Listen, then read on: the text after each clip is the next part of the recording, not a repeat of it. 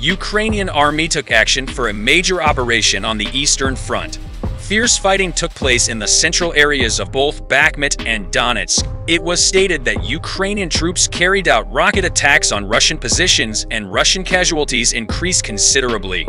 Many videos of the operations have been released. Ukrainian army attacked many areas of Donetsk with artillery and rocket launchers. As a result of the attacks, huge explosions took place in the region, and it was stated that Russian ammunition depots exploded. The destruction of ammunition depots greatly increased the intensity of explosions in the area. It was stated that 2,500 soldiers of Ukrainian army entered the Bakhmut region. Shipments continue unabated. According to Kiev's statements, long-range Caesar cannons were sent to the Eastern Front. Ukrainian army will take action to completely clear Donetsk.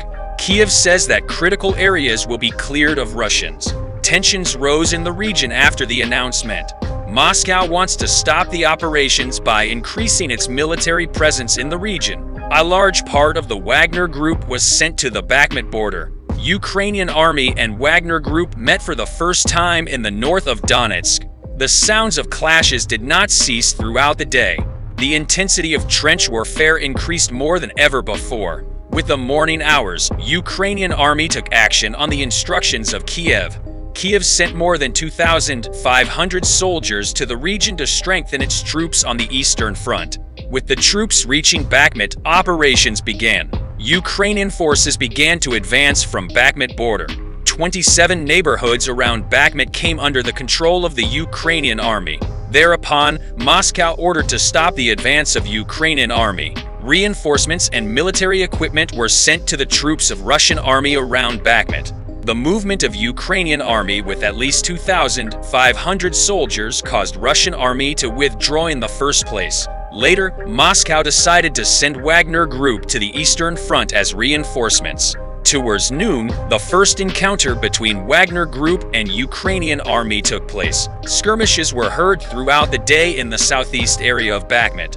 A short time later, Ukrainian artillery and rocket troops took action. In this process, unmanned aerial vehicles belonging to Ukrainian army carried out reconnaissance and observation flights for hours. Thanks to reconnaissance flights, Ukrainian artillery and rocket units began the offensive. According to the statements of Russian media, it is known that Wagner Group retreated towards the center of Donetsk. It is known that 14 people belonging to Wagner Group were neutralized in the first attack. With the retreat of the Wagner Group, Ukrainian army advanced 21 kilometers towards Donetsk. With the evening hours, rocket attacks began on Russian ammunition depots in the region. As a result of the attacks, 4 ammunition depots became unusable. It was claimed that Ukrainian soldiers were stationed in the area close to the central border of Donetsk. The number of shipments to Donetsk has increased significantly. French production Caesar cannons, which reached Kiev in the morning, were delivered to Ukrainian army.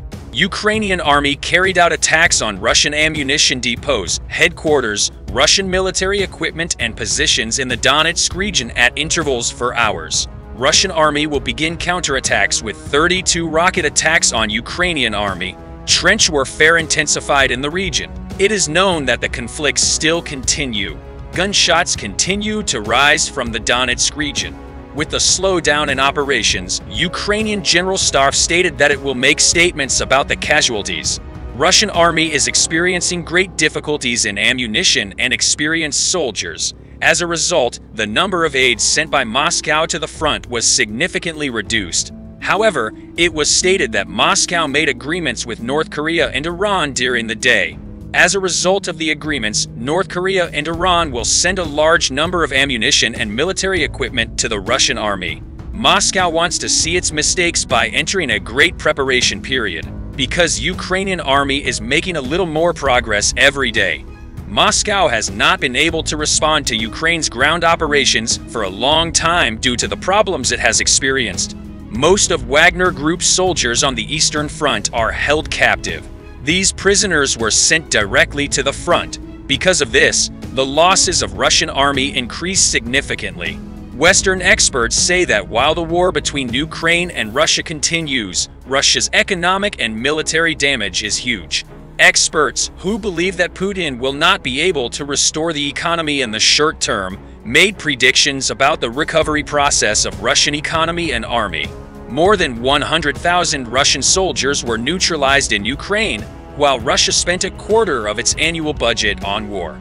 Kiev reports that Russia has destroyed half of its tanks and Moscow is rapidly depleting its stock of bullets, missiles, and ammunition. A senior British government source told The Times that it could take 20 to 30 years for Russia to regain its economic and military strength. Ukrainian President Volodymyr Zelensky, who recently visited Washington, returned to his country with the help of the air defense system and money from USA. However, he did not get what he wanted from US President Joe Biden regarding attack missiles. He stated that NATO and Biden's supply of systems capable of attacking Russian territory could lead to conflicts with great consequences. According to war experts, the Ukraine-Russia war will continue for a while. Experts made statements that a negotiation table will not be established in a short time. For this reason, Russian President Putin wants to achieve a victory on the territory of Ukraine by involving Belarus and surrounding countries in the war. In this process, Ukraine thinks that Putin will start his attacks on Kiev in February. Putin traveled to Minsk earlier this week to meet with Belarusian President Alexander Lukashenko. There are concerns that Russia will launch an operation through Belarus in its new attack on Kiev. Our observations are that this will significantly increase the number of Russian troops and the amount of military equipment in Belarus. But Lukashenko is making a big mistake. By allowing Russian troops to enter his territory, he exposes Belarusian territory to great problems. On the other hand, Putin says that Russia is willing to negotiate, but it seems impossible to accept the wishes of Putin and the Kremlin. Putin also said on Thursday that all armed conflicts end in one way or another with some kind of negotiations on the diplomatic path. Sooner or later, in any conflict, the parties sit down and make a deal. The sooner this awareness reaches those who oppose us, the better. We never gave up on negotiations, he said. While Putin's words seem to indicate that Russia is ready to negotiate, it is important to remember that this is not the first time the Russians have said they are willing to end the war through negotiations. The Kremlin has announced in recent weeks that it will not sit at the negotiating table with Ukraine and has rejected Joe Biden's call for negotiation. But this week, Putin says Russia is ready for negotiations. The Kremlin wants to claim Ukrainian territory and is pressing for Ukrainian army to surrender. Kiev said that these demands were absurd and that no statement would be made about it. The Kremlin stated that Kiev does not want to negotiate in this process. But as I mentioned, the Kremlin directly wants Ukraine to surrender and fulfill Russia's terms. Kiev, on the other hand, says negotiations will resume if Russian troops leave Ukrainian territory. Experts say that the decisions of Putin and the Kremlin will not change. Western countries support Ukraine in this process and want Russia to be defeated at the front, because Putin will never sit at the negotiating table without a major defeat. Kiev is aware of this situation and more measures continue to be taken every day. We have come to the end of another video. In the coming hours, we will continue to convey the developments to you quickly and accurately. We continue to inform you objectively about the events. You can like the videos to support us. You can also subscribe to the channel to make it easier to follow new videos. I wish you all happy days. See you.